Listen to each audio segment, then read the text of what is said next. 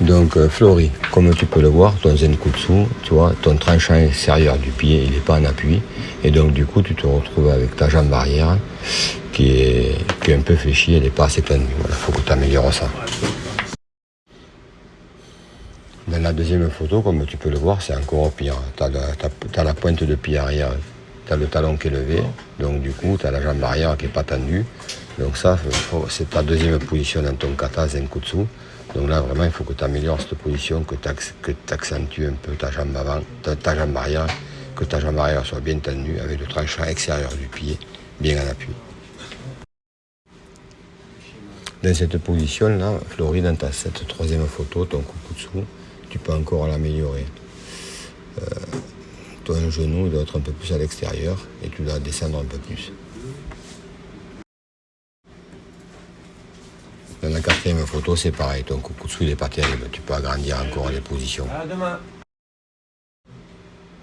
Sur cette cinquième photo, tu vois, tu peux lever un peu ton poing. Ton poing il va vers là-bas, il va vers le bas. Il faut qu'il soit perpendiculaire au tatami. Ici, sur cette sixième image, quand tu fais ta rotation, ta main, il faut que ce soit un blocage avec le tranchant de la main. Là, tu vois, ta main, elle n'est pas bien placée. Ici, ton Kokutsu peut être amélioré.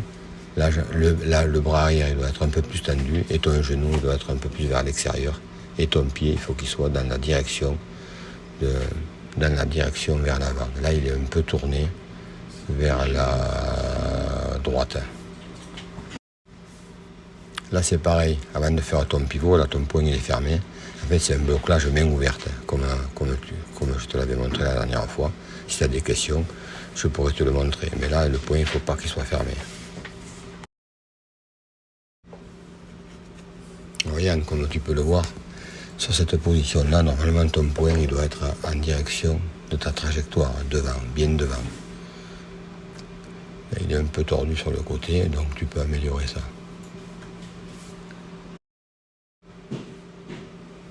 Sur la deuxième photo, comme tu peux le voir, ton pied, ton tranchant extérieur du pied, il n'est pas en contact. Et ton regard, il doit être plus vers le poing. En fait, tu ne regardes pas dans la direction de ton poing. Il faut que tu tournes un peu plus la tête. Et tu auras la position qui sera un peu plus adaptée. Ta tête et ton regard, il faut qu'il soit vraiment, il faut que tu regardes ton poing, en fait. Voilà, sur cette troisième photo, c'est pareil. Ta tête, elle n'est pas assez tournée en direction du poing. Voilà ici ton Kibadachi. Si tu regardes par rapport à la trajectoire du kata, tes pieds sont de travers. Les pieds ne sont pas parallèles à la direction, donc ils sont un peu décalés. Tu as un peu ce défaut à chaque fois de placement. Donc il faut que tu étudies ton placement pour que tes deux pieds soient vraiment parallèles à l'axe de la trajectoire du kata. Sur cette photo, on voit bien que tes épaules sont légèrement levées.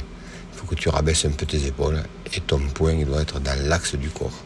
Là, il part un peu trop vers l'extérieur. Il faut que tu rapproches ton poing vers l'axe de ton corps. Ici, ton Zenkutsu, il est un peu petit. Donc, ton tranchant extérieur du pied, il n'est pas assez en appui. Donc, il faut que tu donnes un petit peu plus d'amplitude dans cette position-là quand tu fais ton Gyakutsuki. Le seul truc que tu peux améliorer sur cette position-là, c'est ta main. Ta main, pas la main qui fait le chuto, mais l'autre main, la mettre un peu plus à plat.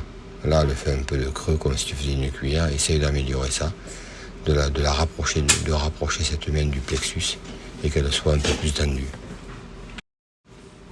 Sur cette photo, c'est pareil. Tu vois, ton regard, il doit être dans la direction du poing. Dans la direction du poing. Et la paume de la main doit être vers le tapis. Là, ta main elle est un peu décalée, donc on peut l'améliorer. C'est tranchant extérieur du pied bien en appui. Ta main, la paume de la main parallèle au sol et ton regard vers le poing. Celui-ci, Zenkutsu, s'il est un peu trop petit. Il faut que tu avances un peu plus ton pied, que tu tires un peu plus ton équité, que tu fasses un Gedanbarai un peu plus joli. Avec ta main, ta position de main bien placée en position de Gedanbarai. Là, cette position, elle est un peu trop courte. Il faut que tu trouves ta position pour pour être légèrement plus grand. Là, tu peux améliorer ta position du pied dans le prolongement de ton axe. Ton pied il est un peu de travers. Et le poing, la paume de la main vers le tapis, pareil. D'accord ? Et l'autre en équité contre ton corps.